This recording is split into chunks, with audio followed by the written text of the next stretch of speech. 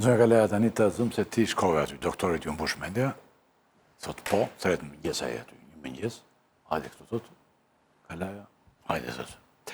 Edhe fillon të tani. Ke thënë që do të përdojsh detritor për kullat, se këtu Tirana është mbushur me kulla me gjëra. Tani çfarë do bësh ti këtu, në këtë vend? Po, Pa këtu s'ka që bet më shumë se që shber, po çfarë mund të shtosh? ai është një propozim i 2022-shit, që në fakt unë nuk i heq presje, pavarësisht se është keq kuptuar, dhe unë jam shprehur që Tritoli qoftë edhe në pikpamjen figurative. Figurative, metaforike e këti, se nuk po... Pa tjetër, por edhe në rastet e... Të vend ti po e kape atë... Jo, pa tjetër, po... Po se këta nuk e dine, vendos aty dhe... Për kullat që janë ndërtuar me dokumentacion të falsifikuar, për kullat që nuk justifikojnë burimin e parave... Ai që i ka ndërtuar, ai që i ka ndërtuar konform ligjit, le ta gëzoj. I gjithë ky diskutim, po të më kthehemi te kullat, që për mua është gangrena më e madhe e Tiranës, në raport edhe po të shikonim sot denoncimet që kanë ardhur nga Italia në raport me krimin organizuar dhe pastrimin e produktit të veprave penale, ka qenë në fakt edhe tema kryesore e bisedimit të zoti Dumani, qoftë në Departamentin Amerikan të Shtetit, po qoftë me të ngarkuar me punë në ambasadën amerikane, sepse i gjithë pastrimi atyre produktit të veprave penale nëpërmjet ndërtimit të kullave, kalon në atë çfarë tha zonja Lala, jo vetëm në patronazhimin e votës, por edhe në blerjen e votës, duke mbajtur të pandryshuar pushtetin. Edhe vetë përfaqësuesit e OSB Oldirit tha një gjë të tillë që krimi i organizuar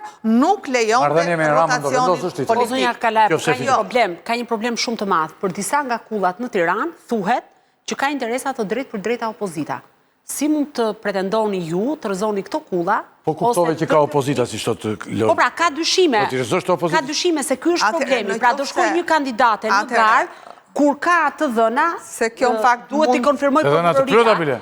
Ka të dhëna që ka interesa të drejtë për drejta. Atëre mund të më dëmtoj kjo deklaratë. Mund të dëmtoj? Zonja Lala. Më mirë thuaj më vonë. Jo. Se të dëmton tani. Unë nuk ndryshoj nga parimet. Atëre, unë nuk ndryshoj nga parimet e mia. Unë nëse parimin e parë, si që thash, është që politika duhet përçoj moral, parimi i dytë i imi, qoftë për zonjën Lala, qoftë për këdo që dëgjon, është që krimi dhe korrupsioni nuk ka ngjyrë. Pra shumë dakord. Ju nesër do t'jeni për një moment po e martë mirë qënë që ju jeni kryetarja e re Bashkisë Tiranës. Do kem të njëjtin... Çfarë do bëhet me kullat që të shohet se i zotrojnë njerëz të interesa apo të vitin opozitën, është shumë e thjeshtë. Tani, unë po e deklaroj, zonja Lala do kem të njëjtin qëndrim. Sepse unë nuk duhet ta thot prokuroria, pra ka dyshime dhe janë ngritur dyshime, sikurse janë dhe oligarkë të lidhur me qeverisjen dhe këtu nuk ka pikën e dyshimit. Dhe këtë po them që do kem të njëjtin qëndrim me ato që kam thënë dhe po them në këtë studio. Zero tolerancë mbi dërtimet me para të pista, zero tolerancë për ndërtimin e kullave bazuar në paratë e krimit organizuar, si burimi kryesor për blerjen dhe manipulimin. Sepse ka një bashkësie, në fakt, për kullat i ka kryetari KKT-s që është kryeministri dhe si do ta luftoni ju, duke qenë se nuk është se ka shumë instrumenta në dorë.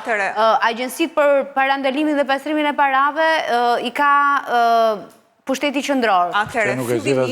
Fillimisht unë do zbatoj kompetencat që mjef ligji. Pra, unë nuk mund të futem në kompetencat që ka kryeministri në rolin e kryetarit të rregullimit të territorit.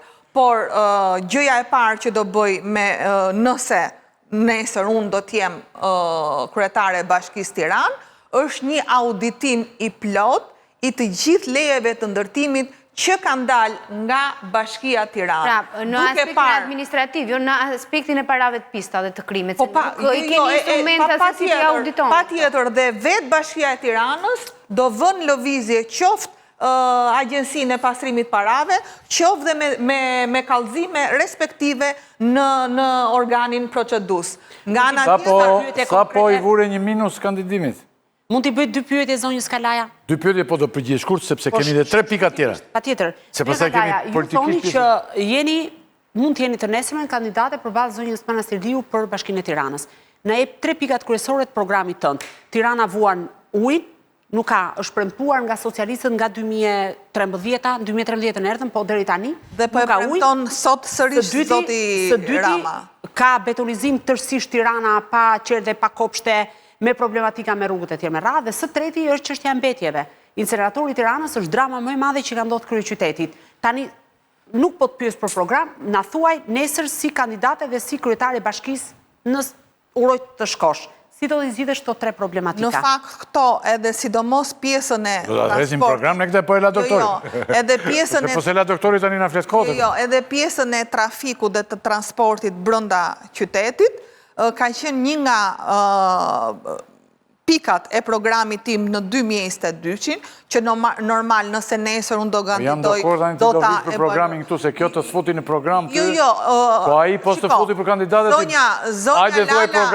Zonja Lala ka shumë të drejtë, sepse nëse ne kërkojmë si Parti Demokratike dhe parti opozitare që të paraqesim një alternativ fituse, ne duhet prekim problemet kryesore të qytetit.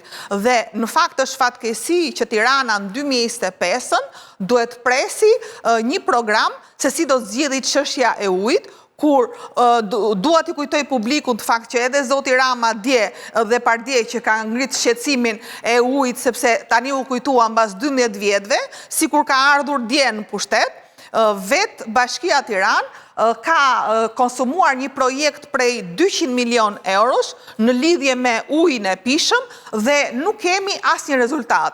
Por është ai patronazhimi që tha zonja Lala, qoftë tek ujësillës kanalizime, qoftë edhe tek ndërmarrjet të tjera në varësi të bashkisë, të cilat në fakt nuk kanë sjell asnjë dobi, asnjë punë të mirë për Tiranën, sepse janë po këto kulla që janë bërë në prona publike, aty ku ndërtohej një shkollë, aty ku ndërtohej një fushë sportive, aty ku ndërtohej një park, dhe prandaj them që vetë ligji e parashikon që nëse një ndërtesë e lartë është ndërtuar në kundërshtim me ligjin, nuk e se si e shumë me fadron. Të thonë për shembull që Mali Dajtit ose kjo të ekspozita ka pjesë dore dhe opozita, çfarë do bësh ti?